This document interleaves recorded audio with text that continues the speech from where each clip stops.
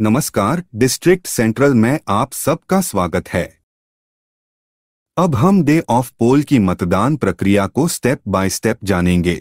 जब मतदाता token slip के साथ पोलिंग ऑफिसर फर्स्ट के पास आते हैं तो पोलिंग ऑफिसर फर्स्ट को आइडेंटिटी वेरीफाई करनी है तथा mark copy of electoral roll से सीरियल नंबर मैच करके लाउडली मतदाता का नाम और सीरियल नंबर बोलना है।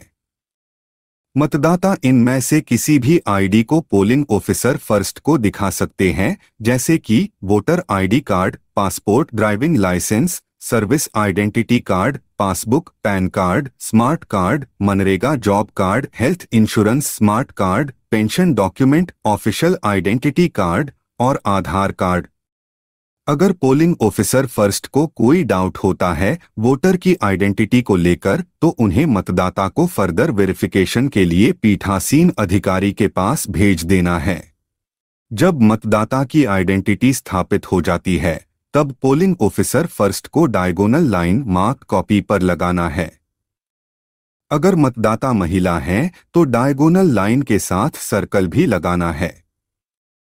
अगर मतदाता ट्रांसजेंडर है तो डायगोनल लाइन के साथ स्टार का मार्क सीरियल नंबर के पास लगाना है। You also have to maintain male-female transgender records in tally sheet. This will help you in sending to hourly report to sector officer. अब मतदाता को पोलिंग ऑफिसर 2 की तरफ भेजना है। पोलिंग ऑफिसर 2 इंडेलिबल इंक का इंचार्ज होता है।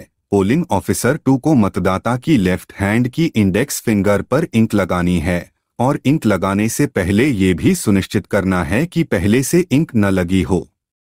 अगर मतदाता की इंडेक्स फिंगर नहीं है तो इंडेलिबल इंक लगाने की स्टेप्स इस प्रकार है।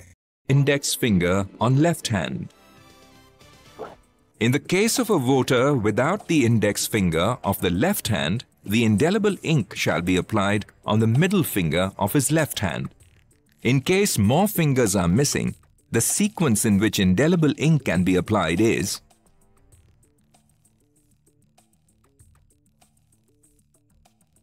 further, if he does not have any finger on his left hand, the ink should be applied on right hand forefinger, and if he has no right hand forefinger, on any other finger which he has on his right hand, starting with his forefinger. If he has no finger on either hand, ink should be applied on such extremity or stumps of his left or right as he possesses.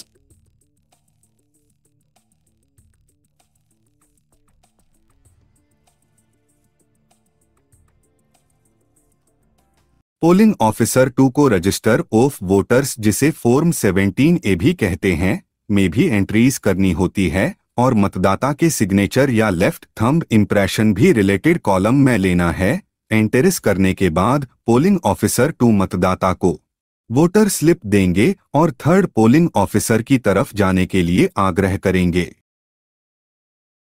Polling officer third control unit के in charge होते हैं। उनको सबसे पहले polling officer 2 द्वारा जारी की गई वोटर स्लिप देखनी है और मतदाता से लेकर अपने पास टैग करके रख लेनी है और मतदाता की फिंगर पर इंडेलिबल इंक प्रॉपर लगी है या नहीं ये भी चेक करना है।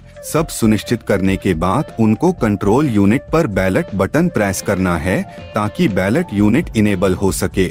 अब उनको मतदाता से आग्रह करना है कि वो वोटिंग कंपार्टमेंट की तरफ जाएं और अपना वोट डालें।